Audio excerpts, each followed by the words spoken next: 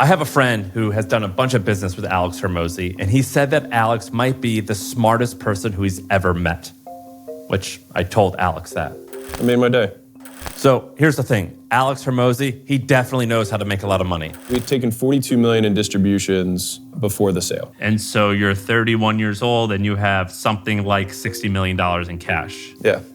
The question is, though, does he know how to use it well enough to make him his happiest self? And just like the rest of us, he's still figuring it out. The reason I'm really annoyed about it is because I actually made this mistake another time 3 years earlier. I'm Sam Parr, and this is Moneywise, the podcast where we get super deep and transparent on people's personal finances, typically people who are high net worth. And the reason why this episode is going to be pretty cool is because Alex Hormozi is a very well-known person. If you're watching this channel, you definitely have seen Alex before. The only difference is that on Moneywise, he's not necessarily going to talk too much about business, but his personal finances, probably one of the only times that I've seen him do this. And so he's going to talk about how spending for both business and personal has changed over the years. And he's also going to reveal all of his numbers. And we're also going to learn the main thing that has brought Alex a ton of fulfillment, and it's not money.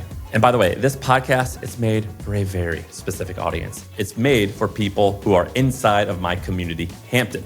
Hampton is my community that I started a couple years ago. It's a private, highly vetted community for high net worth founders, people who have companies ranging from 3-5 million in revenue all the way up to hundreds of millions in revenue. And the reason why I started this podcast is because I've been able to see all types of amazing conversations about money, about growing companies that typically happen only behind closed doors. And I thought it would be awesome to just share all of this information. And that's what Moneywise is. And so if you're a founder that does at least 3 million in revenue and you love having these intimate sort of private conversations about money, about growing businesses and things like that, then check it out, joinhampton.com. All right, let's get to it. Starting with what I'm sure you guys are all wondering. For a guy who talks so much about money, how much is Alex Hormozi actually worth? It really depends on if we're valuing illiquid assets or what I would consider like very tradable assets. You know, like a real estate building, you know, maybe it's up or down by a little bit, but you know, you'll probably be within 10% of a guess, right? Like roughly speaking. So my tradable assets are about 95 million. My equity in school is worth a lot. And I have other equities that are like that are illiquid, that aren't going to have liquidity events for periods of time, but have, you know, third-party events that have occurred that have given them values, and those are in excess of 100 million on that side. So you think that on things that you can sell within 30 to 60 days, your net worth is 100, and if you had 6 to 12 months, you're going to be in the 200 range? Yeah, that's probably about right. And just to cover my FTC basis, I promise everything that I say here is not for purpose of guarantee or income. You have your own, my results vary, and those equity values vary every day. Do you keep any in public equity, or I think I heard you say you keep mostly in cash? How's that broken down? And if it was a pie chart? Yeah, no, you're good. I think probably obviously depends on fluctuations in the market, but I probably have like 40-ish in equities. Index? Yeah, mostly. Yeah, just indexes. I think I've got like 25 or 30-ish in real estate. And then I've got probably 5 to 7 in venture stuff. And so a lot more logos there, but smaller check sizes. And then I'd probably say the rest of it is kind of like distributing in cash or cash equivalents. And then the rest being acquisition.com, equity value, and school equity value. That stuff's, yeah, for sure. And for all the nerds out there, there's another number that I'm sure you also want to know. What type of lifting are you doing? I've just been doing bodybuilding stuff, which to me is just normal strength training. Like I just, you know, I hit my reps, I add weight every so often and keep doing that until eventually I can, and then I start over again. What do you think some of your maxes are at the moment? I haven't done barbell lifts in years. Just dumbbells? Like dumbbells, yeah, I do. I only do dumbbells for overhead press. So I do like machines. No, I'm saying like I'll do dumbbell, like shoulder press. I'll do shoulder press with dumbbells as my primary pressing move. So I do hundreds for like 20. That's a lot. It's not just for show.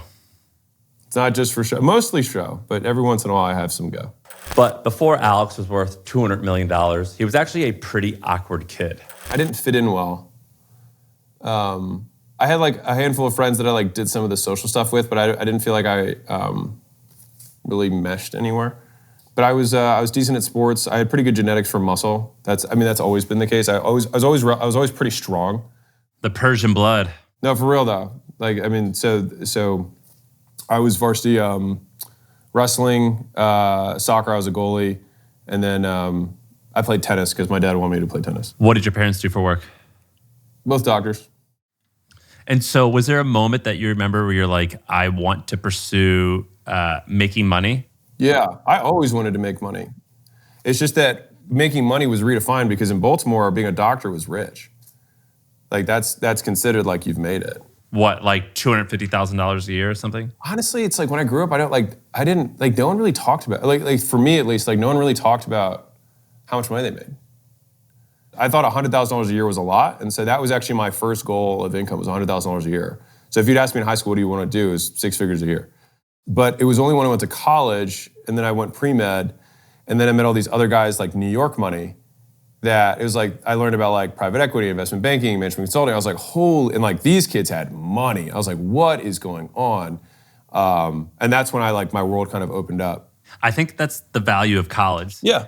I think that the opportunity and the network that you build, it's just really the biggest thing is the opportunity, like the expansion of what you see as possible. And I don't know what like you can say it, you can follow people on social media, but until you see somebody in front of you just like offer to buy a building because they get like turned down from the club, you're like, what is this? There was a girl who wasn't getting let in because she was underage, rightfully so, to a club. And then she just says, put it on my black card. And they were like, this isn't how this works. And she was really drunk. And she was like, my dad will buy the building, whatever. Like, just put it on the card. And I just was like, I was like, I don't even know what's happening right now. I was like, how can this level of wealth exist? And it just, I don't know, it really shaped a lot of just like how much more was out there. Were you a partier in Nashville? Because Nashville's an easy place to go off the edge. Like it is an easy place to party. Yeah, no, I was fraternity president, so of an SEC college. So yeah, we partied like hard. But you don't now. I mean, you're pretty straight edge now. I mean, you only care about one or two things. It seems like you care about like work and your wife. What changed in college? You think that was like, I'm going to be laser focused on one or two things? I'll give you the short story. So my freshman year, I came in and had made a pretty bad reputation for myself in high school.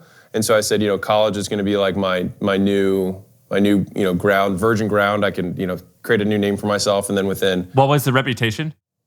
I kind of slept around a lot in high school. And I didn't have a good reputation. And so I was like, okay, I want to not do that again. And then went to college and was like, oh my God, this is like high school, but 20 times as big. And then just went absolutely nuts. And I was at a 1-something for all the classes I was in. And my dad, being the father that he is, a Middle Eastern, was just like, oh, you don't need to go to Vanderbilt if you're going to do this. He's like, you can just do this here for free. And And so he said, if you don't pick this up, he's like, I'm taking you out. From that moment, which was fall break of freshman year, I didn't go out once, and I studied for everything and pulled my GPA up to a 3. I think it was a 3.2 for the semester. So I got an A on every single assignment from that point forward. And then right after that, I pledged, and that was when I learned that you could just study ahead for things. and then it just became, I would always do 9 to 9 was my shift. I'd be in the library from 9 a.m. to 9 p.m. with the only exclusion of going to the gym or going to the cafeteria. And that was my schedule. I still partied though. The partying, realistically, I would love to say it's because I had some new virtues that happened, but honestly, I think it's just because hangovers become worse. Alex is already a pretty famous guy, and so you're likely expecting the gym launch story, which has been talked about a ton on different podcasts. But what you might not know about him is that before he started Gym Launch, he actually had a really interesting way of getting into entrepreneurship. I did 2 years of management consulting and then 4 years of me running the gyms, and then I went to Gym Launch. What'd you do consulting? It was defense contracting, DC. That's crazy to me that you have that life, by the way. That's just space, cyber, and intelligence, baby. That's just crazy to me. I cannot, it's really challenging for me to picture you doing that. Yeah, it was a ride. Our whole job was okay, well, all these different sources of intelligence cost this much. There's all this overlap. Is there a way that we can make this, can we make getting bad guys more cost effective? But yeah, anyways, that was some of the stuff I worked on. Was there like, when you were doing those 2 years, were you thinking this is a stepping stone? Or were you thinking, I got to get out here and get rich? Interestingly, it wasn't I got to get out here and get rich. It was I got to get out of here, period. And so me leaving that job, I was actually very miserable. And I don't blame the job. I think it was just me at the time. But like I was very miserable.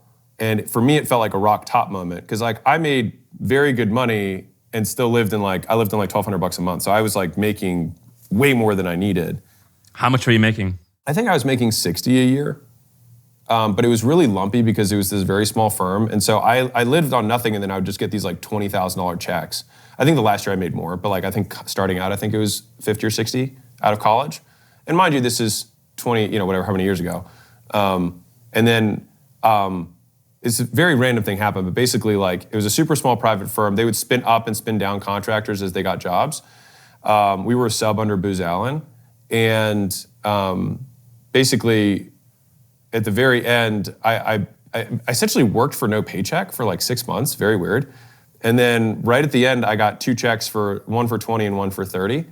And that was like 50 grand. And that was basically enough for me to start whatever I wanted to start. Yeah, and it's kind of like forced savings because you're like, oh shit, I got to live off 20. And then so you have a $20,000 a year budget or a lifestyle. Yeah. And then you're like, oh, hell yeah, bonus. Yeah. I just got 30K. I'm rich. 30K. Yeah.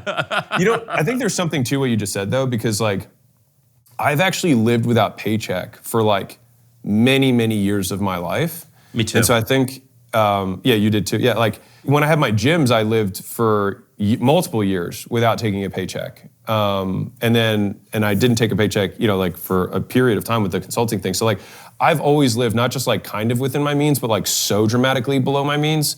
Because otherwise, I still probably deal with this, but like I have a decent amount of anxiety around overspending because I think like the worst mistake you can make is like, it's because it's so like, it's just consumption. It's like, I guess it's kind of feels like a lack of self-regulation and that's why I don't like it. Like I have the exact same fear. And went broke. Yeah, I made $1 million a year, went broke. I'd be like, that's horrible. So you were roughly 22, 23, 24 when you left the contractor, and then you did the gyms and then gym launch. So that gets us to what age? To like 30? 30. So I exited gym launch at 31. And how much money do you think you made between the ages of 22 and 31 or 23 and 31? Yeah, so I basically made almost no money for like the 4 years of the gym because I just kept opening new locations with the cash. So from personal income standpoint, I was making almost nothing. Then I sold the gyms in aggregate for I think $80,000. And so I probably had something like 100 grand-ish saved up after all the gyms because I After what age? Them. I was 26. So you're 26 with 80 grand. Yeah, right around there. And then I started the turnaround business. We were flying around, and that kind of worked, didn't work. I lost the money twice because the 80 grand that I got from selling, I then put into a partnership that failed. I think I've talked about it before. Yeah, the money. Yeah, and you got robbed. Yeah. So then I was back down to zero again at 26 after having the gyms, and then started doing the launches. I started making a little bit of money there. And then once we switched to the licensing model, that's when it really took off. And so when I was 27, I took home $3 million in income. And like for the audience, how wild this was. It's like I literally was looking up bankruptcy attorneys 12 months earlier, and they made $3 million in profit like in 6 months because it was the back 6 of that next year. So it was just insane. It was absolutely absurd. Like, how much profit and revenue did the company do when you were 27? I think we did 6, 8, and 3. 6, 8 top line. I think I did 3 in bottom line. Got it. So you had very little capex or no capex, so you just scraped it. It was just me. Okay. Yeah, me and Layla and I just got married, and it was like me, her, and I had an assistant. We were doing like 300, 400 grand a month in the very beginning, and I was like, "This is nuts." so by the end of that year, though, almost overnight. Yeah, no, I mean very much almost overnight. And so then at the end of that year, I think I still even remember some of the numbers, but it was like we did, as I was turning around the like flying out business to the licensing one, like it was during that month or two period I transitioned. It was like, and the license meaning like that's gym launch. That's like the playbook to make your. That's the one that really worked. Yeah. So 120, 180, and then I think we did 320, and then 480, and then I think we cracked 700 the next month, and then we hit $1 million the next month, and then I think we finished the year at either $1 million or $1.2 million run rate. Like it was absolutely absurd. Profit. That was revenue. Month. That was revenue. That was revenue. And that was still 3 people? I think near the end of the year we added more people, but the very beginning when it was just us, like that first three months or so, it was like that was that. We finished the year 683. The next year we did 25.9 million top line. It's 15.9 million in bottom line. I think it might have been 26. I don't remember the exact number, but it was 26-ish top line and then 15.9 million in bottom line in the second year. The year after that, we did 37 million top line, and I think I did 13.5 bottom line. I put a ton of cash into starting the supplement company, Prestige Labs, and so that took a lot of my bottom line away. And then the next year was COVID, and the EBITDA for the next 2 years is under NDA, but I did 31 million top line in the year of COVID. And then the next year we sold. You sold it, and so at 31 years old, so that's like 18. I mean that we had taken 42 million in distributions from Gym Launch before the sale. And so you're 31 years old and you have something like $60 million in cash. It was less than that because of taxes.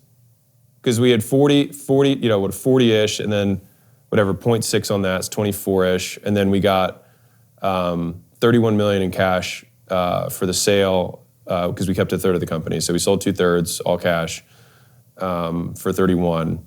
And then we paid 20% on that. So whatever that is, 22 plus 24 or 5, whatever, somewhere in there. We're like 45, 50 million. What did you say? 60. Did you say 50? Okay, yeah. So that's Maybe. that's what it was. Yeah.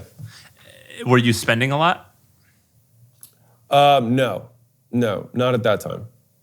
I had a house in Austin that we bought for 1.8 million in cash, and that house we sold for 4.2 36 months later. So that was cool. What neighborhood were you in? Spanish Oaks. Yeah, you timed that one nicely. Yeah, it worked out really well. That was Bee Cave. So we didn't really increase our spending. Not really. Like I don't have a fear of running out of money anymore. Like that's not really been a thing anymore for a minute.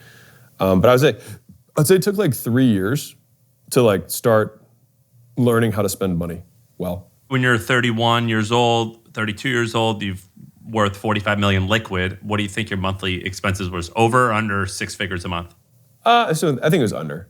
I think it was under at that point. Yeah. I think it's probably around that now. Well, 100,000. Yeah, probably. It's probably around that. It might be more. I'd have to ask so I may be the worst guess from this perspective. Like I don't even have logins to my bank account. I have no idea. I check like our assets like once a year. My deal happened when I was 31. So we were both about the same age. So it was like, we went from like, it felt like hand to mouth. Like I frankly felt poor to not being poor. And it made me still very fearful for a long time. Interesting observation on the feeling poor thing. I think it depends on the type of business that you sell. So like I felt poorer after I sold the company than before. Because you lost your cash flow. Exactly. So whereas if you have like a software company or you don't have a business that has cash flow and has more enterprise value is kind of the play. Your company was a sell on cash flow and you had a lot of cash flow. So yeah, you cut off the fire hose. Yeah. And so I don't think I'll do that. I don't think I'll do that again. And then all I thought was like, well, shoot, now I got to take this cash and go buy that amount of cash flow. And I was like, well, shit, it's going to be hard for me to buy that amount of cash flow with the money that I've got. And then I was like, shoot. From there, that's where acquisition.com started. It was like, okay, let's see if I can figure out some sort of deals where I put some cash in and some work in and figure things out. And then at the same time, I started making content. And so that was kind of the trajectory from there. That's such an interesting insight. I was going to ask you about that because when I made my money, I go, I'm going to invest this 80-20 in stocks and bonds, and I'm just going to assume that it's fake, and I'm just never going to, whatever, it's gone, and I'll build another company. And so my whole shtick was, how do I start from scratch and just do this, build another company again, and except this time it actually makes cash flow. Your perspective was, I have cash flow, now I got to use this to go buy some more. Yeah. It's the difference between cap gains and cash flow strategy kind of, and that's like interesting. It was in your blood to have that cash flow. I love cash flow. I just I feel very bad unless I have a huge amount of cash flow. I'm just saying it's an observation I've had of myself. Like I really, really like cash flow. To your business or to your personal account? Both. Yes. Are you taking distributions from acquisition.com now, or are you keeping it in? Okay, so you're taking distributions. Yeah. I take distributions. Outside of whatever we need to like reinvest in the business, if we need to do that, obviously we're going to leave that in. But I take distributions on top of that. When Alex says that he jumped into something right away, immediately to get that cash flowing again, he means immediately. It was the next day. And what was the vision? I wanted to basically say, okay, well, I started that company with no foresight, no plan, and no money, and just skill. And I was like, well, what if I had foresight, a plan, money, and skill? And I was like, maybe I could come up with a better business model if I did it on purpose rather than on accident. But no, acquisition.com was, okay, what would it look like to have a forever business? I looked at the people who were significantly wealthier. They'd been doing the same thing for a long period of time. I was like, okay, so long period of time is a constant. So it has to be something that I can do for an extended period. It has to have leverage. We have to create supply demand, inequities. And so I was like, so how do I do that? And I was like, okay, well, and that's basically where, the building a personal brand came from, was like, I'm not going to beat Warren Buffett or some of these, super smart whatevers at trying to play with public equities. That's not going to be my game, right? And so I was like, I have to have a different game. So I have to have people who want to do deals with me where I can add unique value to a business. And so I don't need to be exceptional at picking them. I can just be exceptional at doing what I'm good at and then getting better returns on capital from that perspective. It's pretty interesting that you said at 31, when you just had a sale, the next day you already had a vision and a plan. I think that, like, for example, for me, and I know a lot of people, like, it's like, well, I want downtime, or it's like, I don't know if I wasn't intentional about reflecting on what did I learn, what did I not learn, what am I going to avoid, what am I not going to avoid? Am I just going to fall back into this lizard brain where I just follow my instinct versus following like the rules of the game that I said I was going to play by? Do you know what I mean? Yeah, I'm a fairly large advocate for, if you are going to sell a company, know what you're going to do next. I think some people don't like that. That's just my 2 cents. It feels very binary. Like I see some guys just like devolve into nothingness and then like drink themselves to death and just like be really depressed and like aimless. Some people are like, well, you got to go through the desert to get to the other side. I don't know if that's a requirement. I think we could put a narrative on that after the fact. But for me, the year leading into the sale, I had done 2 deals that had done really well. Privately, because just the capital we had, just because we had money before the deal. And those had done really well. And they just like didn't take any time and it was really low stress. And I was like, man. You bought a company or you bought a part of a company or something like that? Yeah, I had a minority deal. I'd also done a bunch of I don't talk as publicly about this stuff, but like I'd done a handful of lending deals that had done really well. I actually really love lending. I don't talk about it much, but like I have yet to lose money on lending. So lending means what? Like a person like a hard money deal. Yeah, somebody says, hey, I need $3 million in 2 days, and if you can get it to me, I'll give you 5% a month, and I'm going to hold it for 3 months. And I'm like, okay. And I'm like, well, what's it collateralized against? They're like, the whole building. I'm like, okay, well, how much is the building worth? 10? And it's like, well, how much do you need? 3. I'm like, all right. So, I mean, the downside is that I have to take ownership of the building if they don't do it, but on some level, well, shoot. I'd happily buy a building for $3 million if I can get it for 10, You got to go use those muscles and like intimidate someone every once in a while. Though. Yeah, right. So like I had a handful of deals that all went really well with that. So that was cool. And I was like, this is crazy. I was like, the amount of I didn't have to do anything. I made one YouTube video about a deal that I did where I got $100,000 a month in interest for someone holding my cash for like 90 days and then gave it back. And I was like, this was so chill. I was like, how do I do more of this? And so that's what kind of got me into it. I think I was doing some in the neighborhood of like 2, 3, maybe 400. Like, don't pin me down to it, but somewhere in the neighborhood of like call it $300,000 or $400,000 a month near the end of the gym launch days from like other stuff. And I was like, okay, this is kind of cool. Like this, Wait, so you were making you had 300 grand, so $2 to $3 million of income from other. Yeah. And the other was investing. Yeah. Active though, to be fair. Like, I was looking at deals. I was, talking to business owners. I was helping them out, things like that. And so, yeah. So anyways, so I did that for the year leading into the sale, which is what made me feel more okay about the sale. And then I was like, well, if I actually put all my attention to this rather than like tiny bits of my attention, this would probably do well. And I think the reason I was really willing to start the next day is that the year of the sale, we basically like took that year as the year off because it was the back end of COVID and we had already had an executive team in place that was running the company and it was growing and making money again because COVID was we're on the back half, right? And Layla and I decided we didn't want to be in Austin during the COVID stuff. And so we just started doing one-way tickets from city to city to city for the whole year of 2021. And so we would spend, 1 week, 2 weeks, 3 weeks in a city and we'd just leave when we felt like leaving. And that was actually like really fun. And so I didn't work that much for me during that year. It was also a very depressed year for me because I didn't work that much. And so that was when I realized that like, I am the problem. Like when I have lots of work going on, I can be like, man, there's a lot going on. I've got some stress. And then when I don't have stress, I'm like, man, there's nothing going on. Like this is stressful. And so I'm like, the constant is me. Like I have dissatisfaction in independent of condition.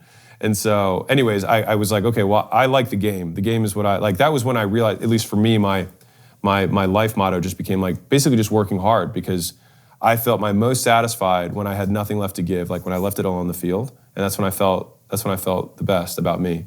And so I wanted to just get started on something, a big chunky problem as soon as I could. And so that's why I started the next day. Now, on the investing side, Alex being able to shift into that and make it work for him, that does not mean that it's easy. We've talked about that a ton on this show, the difference between investing and building a company and how they require very different skill sets. And so, in my opinion, something I've talked about a ton is that if you're building a business and you're making money, in my opinion, it's best to stick to a very simple allocation, just something like an index fund. Assuming that you're going to be good at investing because you were good at business and making money in the first place, I think it just means you're really naive. And again, I say this a lot, but it's important. And it's crucial to acknowledge the amount of luck needed to start and eventually sell a company and make a lot of money. Alex, by the way, has thought about this a ton as well. You know the stats on this? I looked it up. So there's 32.5 million small businesses in the US, or sorry, not small, just businesses in the US.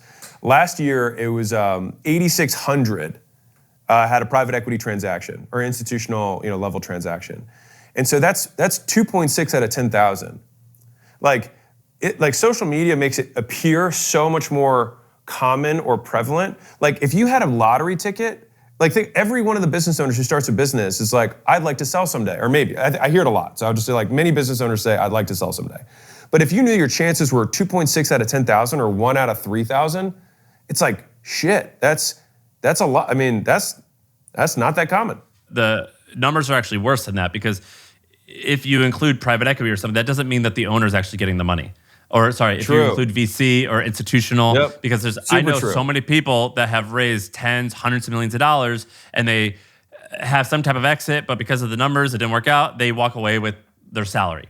No. So it's even lower than that of how many people sell their business and they're happy with the amount of money that they received. So selling a company involves so much luck. And so that's why I think it's a bad thing to plan on. No, there's so much timing. And the thing is that businesses are inherently volatile. Like most businesses are volatile. And you have to appear as though you're incredibly stable for like a 12-month period of time. And you want your revenue to just like keep slowly ticking up and your gross margins to continue to maintain, like all these things that like while you're actually running a business, like you care about, but you're like, I don't care if this month is higher or last, like you're just looking on a much longer time horizon. And so you're willing to make moves. But like, that's why that year that we basically took off, I took it off because I was like, I can't mess with anything.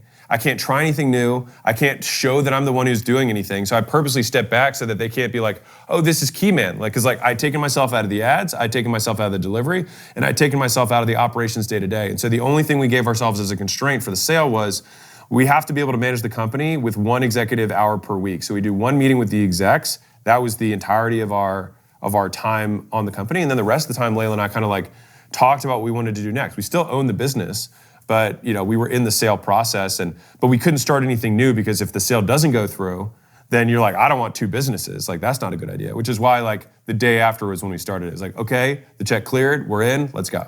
Now, just to refresh you, Alex says that he's worth around $200 million if he was given about a year to liquidate all of his non-liquid assets. If he had to come up with a lot of money right away in a few months, he says that he's worth around $100 million. So let's find out how much of that money he's spending and what he's spending on. I know what I spend. I spend around 40 or 50 grand a month. You seem like you spend more than triple my amount. That's probably right. But you think? Yeah, that's probably right. Do you think that you'd be less happy going down to 5 and 10,000? No. Me personally? Sorry.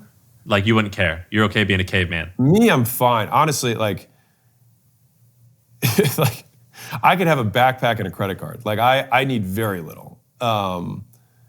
But the life that we've built is has stuff in it. I kind of see it as like almost like there's two extremes. It's like you're either gonna build like a complete minimalist lifestyle where you just need nothing and you can just kind of like go wherever you want, whatever you want, which is like a purely freedom based.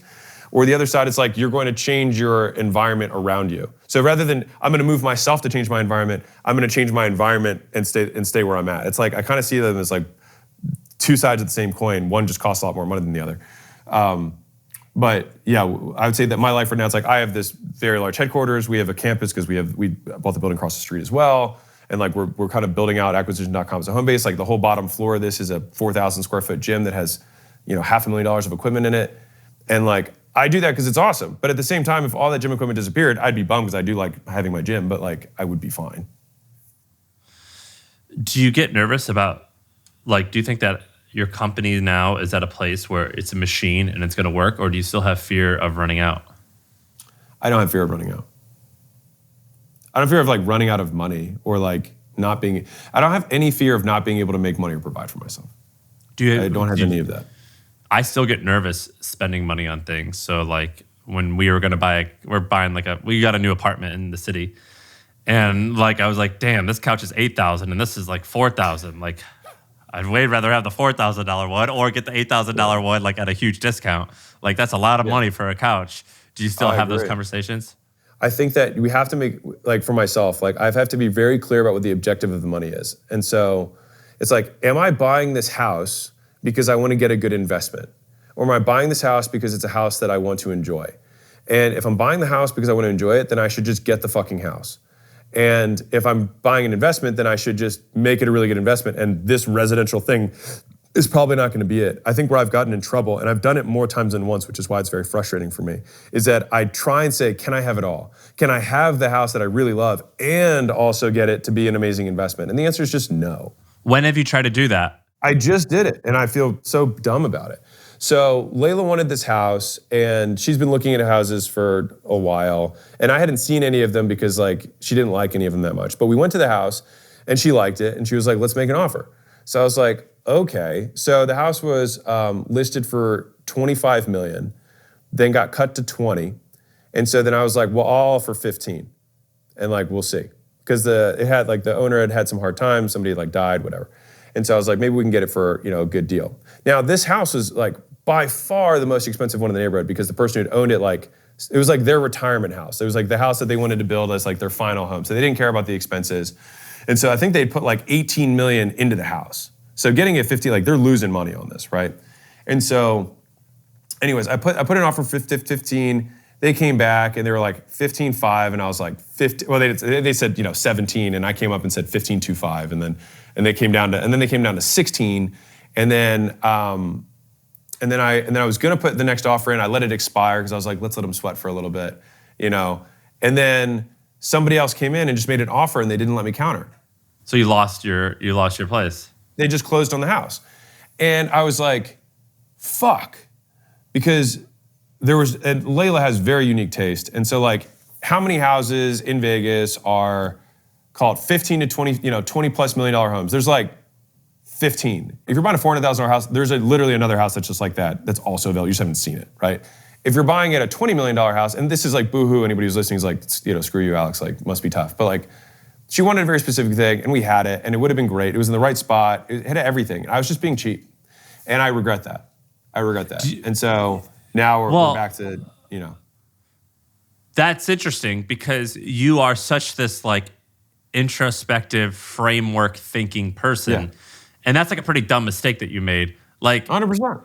When it comes to like that mistake seems beneath you. That's not a mistake. I appreciate it. Yeah. Do you know what I mean? And like that we're talking huge numbers, but particularly for a home, it's like, dude, my wife really wants it and I can afford it. I got to move quickly. The only defense I have is that, one, I didn't expect that anyone would just not give me an ability to counter. So there was no other buyers at the table. So that's because real estate's stupid. Like that, and like the auction process is stupid. But but you should have known that, I would think, where it's just like, I found it, and like I should just like.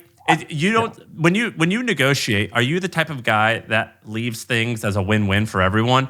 Like I wouldn't peg you as a guy who tries to get the best of every deal. Like you're like, no. I can leave meat on the bone for all of us. No, and I don't. I think honestly, it was just like in my mind, it's like I hadn't even seen other houses. I was like, we've only seen one house, but I didn't think about houses, meeting all these criteria. I just figured all houses at $20 million all had all these things, and like that's not the case. And so I kind of had a lot less urgency around this particular house versus others. There's just a lot of like, I was kind of doing on the side. I had a bunch of stuff was going on in the business, and I just wasn't paying attention. But yeah, it was a mistake. And so like I talk about, this is the nature of the content I make. It's like, here's this dumb thing I did, and here's how I'll try not to repeat that mistake again. The reason I'm really annoyed about it is because like I actually made this mistake another time earlier, probably 2 years earlier, 3 years earlier, where Layla, we walked into this really nice condo. Same thing, guy was like really sick, spent all of his money on it, and it was beautiful. And they were like, we want this, and it was way above the other units. And I was like, I don't want to get the award for the guy who spent the most money in this building on a unit. And so I went back and forth, I put a lowball offer in, and then they ended up closing with somebody else, and I was like, fine. But then after that happened, I was like, shit, now I'm back on the market again. And so it took another like 18 months for a penthouse to come up. And so then a penthouse came up, and Layla walked in, and she was like, I want this one. And then this time, because the other thing had just happened, I just looked at the guy, and I was like, just get it. I don't care. Just get it. And we won the award for the most expensive condo sold in the building, right? Which didn't feel good at the time. But then a billionaire came in next door and bought the comp unit for like $1.5 million above what I did. And it was 3 months later, so I felt like a little bit better about it. But that one, I'm so happy I bought that one because I love the condo, the condo that we're in. But she wanted to have more space, which is what started this whole house thing. So yes, I make mistakes. You know what I mean? Like, of course. It's funny. I like hearing you talk about where you're fucking up because I admire you. I admire you, and it's always fun to see people you like and admire like screw up because you're like, okay, thank God they're human, and it's okay that I fuck up. Man. I got tons. What are you frustrated in the last couple months? What are you frustrated with in terms of your own lifestyle, your mindset, your leadership abilities? What's like one thing where you're like, this year I'm trying to solve or I'm trying to grow to become this type of person? I want to be in a better mood regardless of circumstance. I'd say that I've had enough like ups and downs to realize that I've been probably about equally satisfied and dissatisfied at all points in my life. And I think thinking about that has just been like very real proof that me changing my circumstances changes very little about my subjective well-being. And so I have this refrain that I come back to in my head over and over again, which is like, I'm the problem. Like, if I've had 10 executive assistants, I haven't had any of them work out. Like, what's the common thread between me and them? It's them, obviously. I'm kidding. And so it's like, it's me, right? And then same thing with, I've had good seasons and bad. Like I've had times when I had lots of money and no work. I've had times when I've had no money and lots of work. I've had lots of work and lots of money. And I'm about as satisfied at each of these circumstances. And so I want to focus, I want to get better at that. I want to get better. I want to be in a better mood. At the very beginning of the episode, I told you there was going to be one thing that made Alex much, much happier, truly happy, not including, of course, his wife and family. And that thing, it's not money, but it did come from money. I think going from like potential to some level of realization definitely makes you feel a little bit better. Like, I mean, despite what everyone says, like I do think, I mean, to your point of like, if you can spend money, money can relieve you of pain. And I think that is for sure useful. I think a lot of it is just making you feel, or like for me, like making me feel less crazy. It's like, I heard Patrick Bet-David say this and I actually really liked it. He said, they were like, what changed, before and after the sale of the company? He said, it felt good to know that I was right all along. And I think very confirming is probably the right perspective. Because like, I could talk about business, but if I had no bank account, that I might not be that good at it, right? And so if you like want to be skilled in an endeavor and you have no proof, it's a little bit tougher. It's a little bit more like you're banking on delusion. And the thing is you might very well be right.